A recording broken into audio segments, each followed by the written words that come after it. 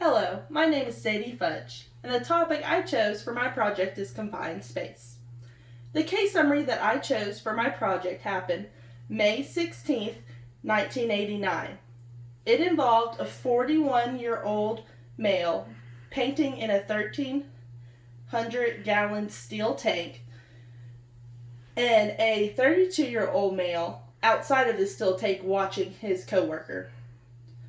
While the 41-year-old male was inside of the tank painting, he hit his spray nozzle hit at a non-explosion proof light, which caused an epoxy vapor causing a flash fire explosion. Whenever he got out of the tank, he removed his face mask to help his coworker who had fallen from the tank and broke his arm and also had burns on his body. After he helped his coworker up, they walked to the office that was 300 feet away.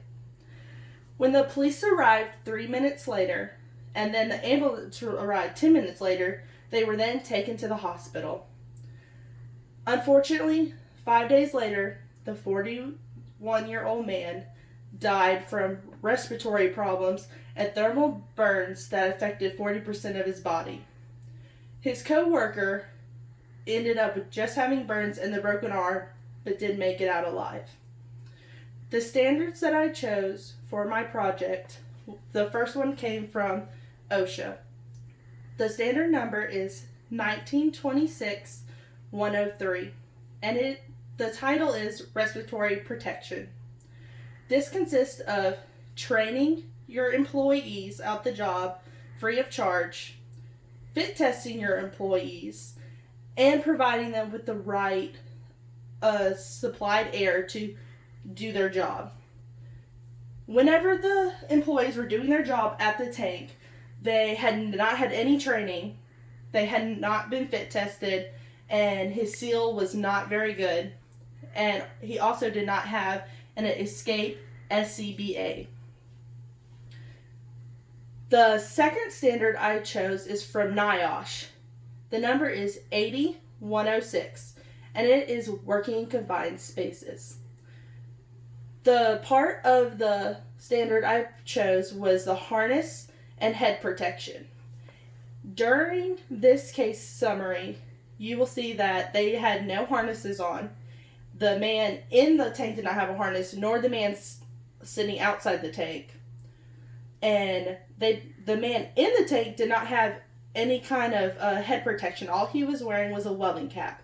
The man sitting on the outside of the tank did have a hard hat. The third standard I chose is also from NIOSH. It's 5019, the National Electric Code.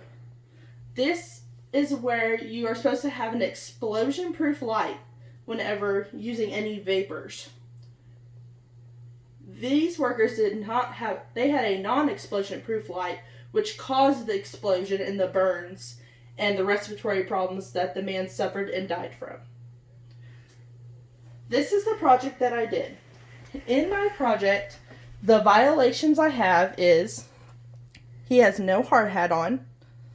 He also has facial hair. And this is what prevented his mask from not sealing. Also, there are no harnesses, as you see, on either worker. This worker who fell from the tank and broke his arm, if he would have had a harness on, it could have prevented him from falling and breaking his arm. This coworker should have had a harness on while he was in the tank in case he needed to be pulled out and rescued. The other ones I have as a violation is the light, if you see right here. It is a non-explosion light which caused the explosion. The one compliance they did have, though, was the confined space sign here.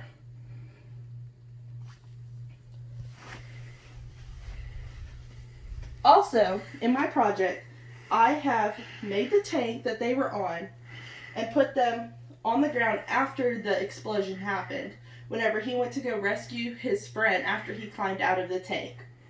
Here you see him checking on his friend and trying to get attention of the people in the office that were 300 feet away. After this is whenever the ambulance and stuff came, whenever they walked over there. Thank you for listening to my project today.